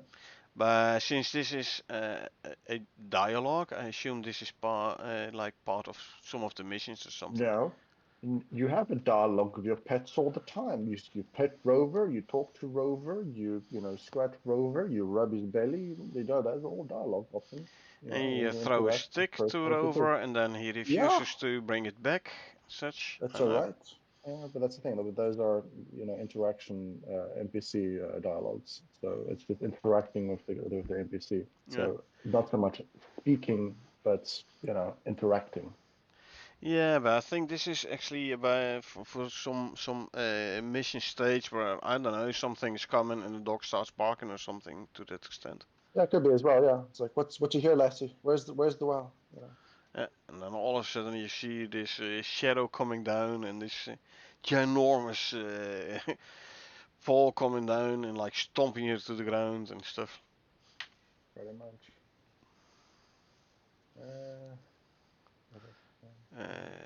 Add a toggle on the lava fall base to turn on and off smoke. Lava fall base looks like a pre-built something. Yeah, Probably probably would be. for a mission somewhere. Well, the null sector is pretty much in a lava zone, Null so sector has both a lava part and an Arctic part. yeah, which probably means that there's a base in that zone, and hence that's volcanic based. But Hmm. yeah, makes sense. Yeah, lava fall base. Sounds Mm. nice. Like Yeah, I the mean, building your backdrop of base by yeah, yeah, backdrop of lava falling down somewhere. yeah, Nice. yeah. But that's where you would build your base. It's like, oh, it's next to the freaking waterfall of lava. This Of is the course. most Otherwise you'll cool. freeze to death in the volcanic. Yeah, and it's freaking cool. Yeah, Who it's wouldn't build? cool though not Who cool. wouldn't build their base next to a lava waterfall? Actually, late night stream one of his build videos where he was showing builds of players. Actually, a couple of Mm-hmm. my bases are featured there as well. But there was one base, one guy who built a base in a lava cave, in a cave with a lot of lava. And he had like 20 or 25 arcos in that base just to keep the temperature down. Yeah, that sounds good. Sounds fun. Project waste, yeah. Of course, it's a waste of resources and such, but come on, it's just fun, just for the fun. I'm not sure about the resources wasting, but it is fun. I mean, yeah, it's not efficient. Let's just put it that way. Yeah. Uh, it's So, it's it's just for just because you can do yeah, it. makes sense.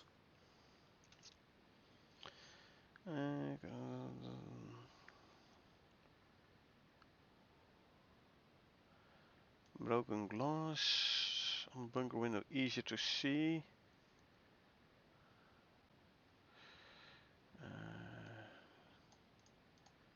Let's see, what more interesting stuff do we have? Yeah, I'm looking down at Yeah, the basically data tab. they're working on the missions in the null sector. Mm. Yeah, and then the Ashlands as well. So, Ashlands being null part of the null sector, yes. yeah, yeah. Added 3 more color variants for the NPC camo materials. Brown, blue and red. Mm, Okay. mm. Add health regeneration stats for new atmospheres. Okay. Well, is your health regen gonna be affected by which biome you're in? Yeah. Oh, it should be, but it's, Yeah, you know, I'm way if you're down the list. freezing your honey off, then yeah, your health regen should be lowered. True, true. And if you're Yeah, standing right next to lava, you're being cooked alive, your health regen should be should slightly less be as well. So yeah. exactly. Hmm. Sitting in the middle of a negative 30 degrees, your regen should be non-existent. You should be taking down in health no matter what you're doing, because you need to get out of the negative 30 degrees. That's what you need to be doing. So, yeah. I'm down here by the hammerhead slug grenade. So let me know when you get there. Add additional shatter stats for attachments. Hmm. Don't recall having seen some shatter stats. But must be Mm, for the sledgehammer then. mm. Yeah. Let me see.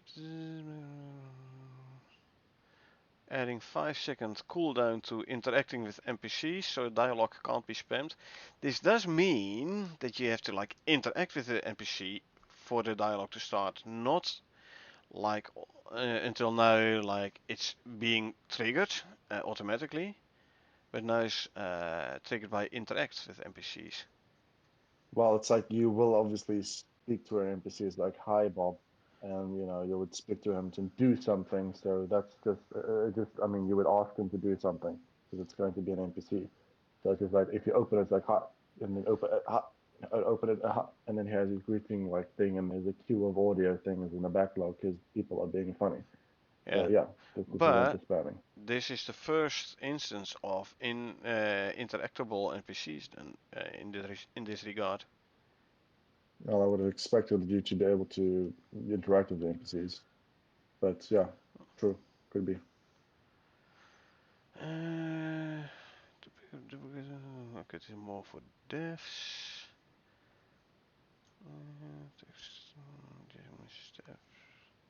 Adjusting Esland's mission steps, so you just need to have the medical device in your inventory and not specifically crafted. Very handy if you're doing this mission for the second time, because the first time it failed. You're like, oh, I still have the thing. So you don't have to recraft it, you just have to have it in your inventory.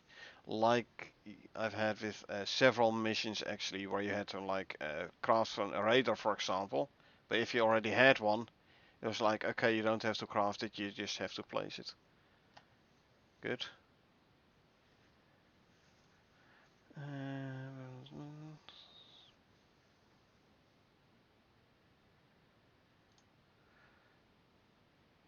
New pre-built structure for the ice sheet and Ashlands bunker. So yeah, the two null sector biomes.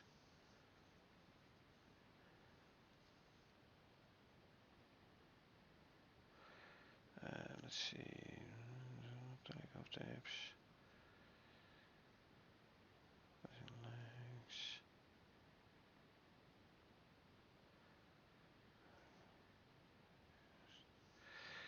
Hammerhead slug grenade. Updated textures for the hammerhead slug grenade and for the shotgun CHAC. Hammerhead slug grenade, I believe, was mentioned earlier in earlier patch notes several weeks ago. I Like think so 6, as well, 7, but it's 8. basically, yes, but as I said again, it's more, throwable devices, and the fact that it's a slug means probably it's not, yeah, because it could be like a slowing one as well, or it could be referring to like a slug, like a shotgun slug, which is like more damage No, based one. actually, the hammerhead But slug. This is one of the fastest, where yeah. we were postulating. This is not for the null sector, but for the next DLC. Yeah, yeah, with The the hammerhead and what's the the big face? Yeah, ape yeah, ape arena yeah, yeah, and like all the rock golem and such. yeah. But it's interesting that Hammerhead it's a was extendable is a item. slug, snail, Yeah. and it was like if you like kill it, it turns into several smaller ones, or if you fight it, it spawns smaller Oh ones, yeah. something to that Yeah. extent. There was something with also the smaller variants. It was called the hammerhead. Yeah, yeah. So Oh, this like that. slug, hammerhead slug, is the snail. Yeah, yeah. And there were multiple weapons, and we were thinking like, okay, so apparently you need to kill this animal and then grab something from its body, send it back up to space, and then you can craft some new weaponry or something. Yep.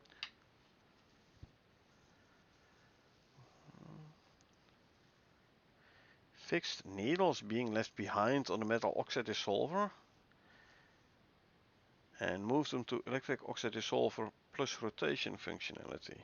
Is this like needles, like the scale needles on a scale or something? But being left behind Mm, on the metal oxide dissolver. I immediately thought it's like the dart spear thing that shoots The needles at needler, you. yeah, But I'm like, yeah, how the heck have you gotten those things stuck to that thing? I mean, you would have to be very specific with your testing. exactly. So, And this then is a new move feature, them so I to have the no idea. electric oxide dissolver. What? Yeah, it's like, no, it doesn't make sense. Exactly. I don't know, maybe it's like needle on a scale, plus rotation Could be, yeah, functionality. that would So. make more sense. That would, yeah, exactly, it would make way more sense. So,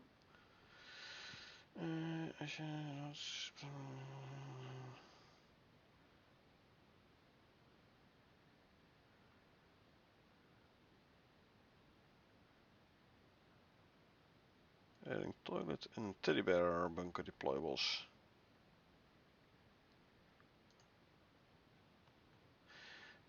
Okay.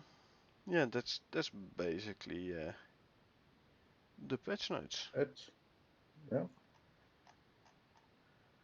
Anything to add to this was the fact that we mentioned that there is a hotfix on this patch which was fixing the fact that people that were loading into their open worlds or into their maps or into their missions basically were losing ramps and stairs of concrete. Yeah, concrete stairs, and also like it was stating here in patch notes, like the bookshelf inventory is now being fixed. You put something in, it displays it. Yeah. Mm-hmm. Well, apparently in the hotfix also it fixed bookshelf inventory is not being accessible after being added. So yeah, they Oh yeah, added the because you can put inventory, something but in, you, they added the can't take it out. inventory, but you couldn't access the inventory. Yeah, I mean, they said you could put something in. They didn't specify you could take it out. You put something in, and all of a sudden you can't access the inventory no more. Oops. Yeah. Yeah. Yeah. That is also part of the hotfix. Yeah. Yeah. All right, so that's it for me. Thank you Yep. very much for going through. It's been a long one, but until next week, have a good evening. Yeah. Thank you too, and I will see you around, man. Indeed, have a good one. Cheers. So this brings us to the end of the patch notes. I'm gonna take a quick break, and then I'm gonna do some testing, gaming testing. Have a look at the new saddles. Have a look at the stats on the saddles, like it's gonna be offsetting the debuffs for example, bringing a Moe into the Arctic, or for bringing an Arctic Moe into the volcanic biome. Have a look at the new plow attachments, like put apply the attachment on the card, see does it change anything visible on the card. Looking at the art here, it does look like you can actually see like the plow being added. So let's see how the different material plows look. So I'm thinking I'm gonna go for my Prometheus main open world. I think that's the easiest to test it out there, cause there I have seeding card already and basically everything. So, but yeah, these were the patch notes. We'd always do these Friday night, 21:30 British Summer Time. So we go through the patch notes so you don't have to. Usually followed by gameplay, like testing out the new stuff and such. Uh, so if you wanna hear us do the patch notes again next week, you know when and where to be. Other than that, thanks for being here. Appreciate it. Like I said, I'm gonna take a quick break, end this stream, take a quick break, and then I'll be back in a couple of minutes, and then I'll start a new stream with some gameplay. So yeah, thanks for being here, and we'll see you folks around.